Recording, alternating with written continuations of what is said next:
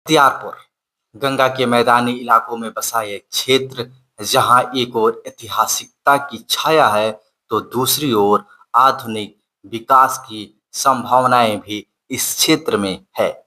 यह इलाका मुख्यतः ग्रामीण है, परंतु रेलवे जंक्शन और NH-31 के कारण इसकी भौगोलिक महत्ता और बढ़ जाती है। बख्तियारपुर एक ऐसा क्षेत्र जो हमेशा चर्चा का केंद्र बना रहता है। बख्तियारपुर पटना साहिब लोकसभा क्षेत्र का हिस्सा है और यहाँ की राजनीति अक्सर बिहार की बड़ी राजनीति का प्रतिबिंब बनती है। आइए जानते हैं जनसंख्या और मतदाता का बख्तियारपुर के अंदर क्या परिदृश्य है। 2020 के आंकड़ों के अनुसार इस क्षेत्र में लगभग कुल 3,38,000 मतदाता हैं। इनमें पुरुषों की संख्या लगभग 1,75,000 और वहीं महिलाओं की संख्या लगभग 1,62,000 रही है। बात करें अनुसूचित जाति समुदाय का, यहाँ वोट प्रतिशत लगभग 21% है। यानी राजनीतिक दृष्टि से यह एक निर्णायक समूह है, निर्णायक जाति है। यहाँ मुस्लिम मतदाताओं की संख्या अपेक्षाकृत कम है, लगभग 9,000, जो कुल मतदाताओं का सिर्फ 3% है।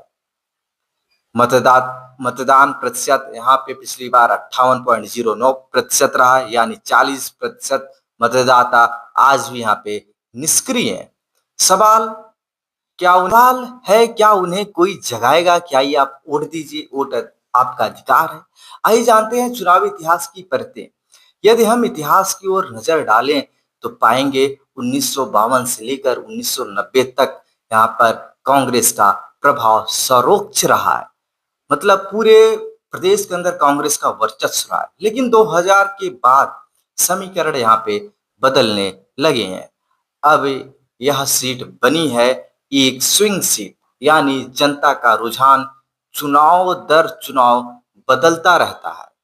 2020 में राष्ट्रीय जनता दल के अनिरुद्ध कुमार ने भारतीय जनता पार्टी मतलब बीजेपी के रणविजय सिंह को लगभग 20,000 वोटों से चुनाव हराया।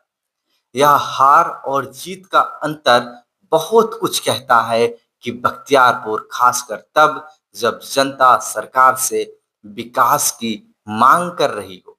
आपको पहले ही बताया कि बख्तियारपुर ग्रामीण इलाका है। आइए जानते हैं कि राजनीति बनाम जमीनी सच्चाई। देखिए, इस क्षेत्र में जो प्रमुख मुद्दे हैं, सड़कें टूटी हुई हैं, स्वास्थ्य सेवाएं अधूरी हैं, जैसा कि मैंने आपको पहले ही बताया कि जो मुद्दे होने वाले हैं, स्कूलों में शिक्षक नहीं है, किसानों के पास सिंचाई के साधन नहीं है। ये सब मुद्दे बिहार के अंदर जबरदस्त तरीके के हैं। और ऊपर से SIR प्रक्रिया के अंतर्गत मतदाता सूची से हजारों नाम हटा दिए गए हैं।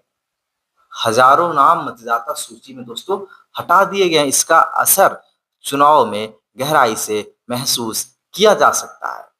अब आते हैं यहाँ के समाज शास्त्र और वोटिंग पैटर्न पर। आइए जानते हैं। देखिए, यहाँ पे OBC SC और कुछ उच्च जातियों का संगम इस क्षेत्र को सामाजिक रूप से अत्यंत जटिल बनाता है। बख्तियारपुर में सिर्फ 9,000 मुस्लिम वोटर हैं। जाति एक कारक है, परंतु अकेली नहीं है। यहाँ जनता विकास, स्थानीय नेता की उपस्थिति और प्रशासनिक उत्तरदायित्व को भी उतना महत्व देती है जितना देना चाहिए। इसीलिए बख्तियारपुर सिर्फ वोट बैंक नहीं है, बख्तियारपुर एक चुनौती है। हर राजनीतिक दल के लिए बख्तियारपुर एक चुनौती बन चुका है। विकास की संभावनाएं हाल में ही यहाँ पे देखिए, जो विकास की संभावनाएं हाल में ही गंगा नदी किनारे रिवर फ्रंट प्रोजेक्ट की शुरुआत हुई है। इस क्षेत्र में पर्यटन, रोजगार और आधारभूत संरचना को बल मिलने की संभावना है।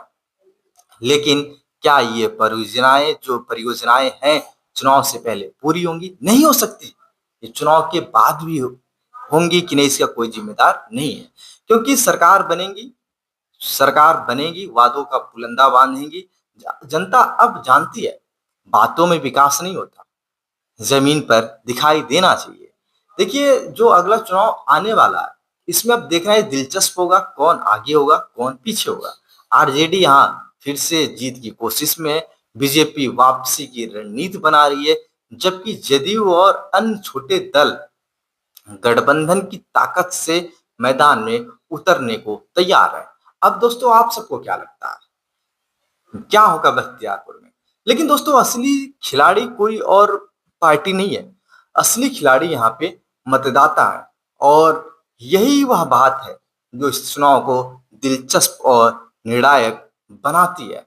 बख्तियारपुर के अंदर कौन विधायक बनेगा ये तो आने वाला समय 14 नवंबर बताएगा, लेकिन बख्तियारपुर यह सिर्फ एक विधानसभा नहीं है, यह बिहार की राजनीतिक चेतना का दर्पण है। तो दोस्तों मिलते हैं अगले एपिसोड में, तब तक के लिए नमस्कार, धन्यवाद आप सब।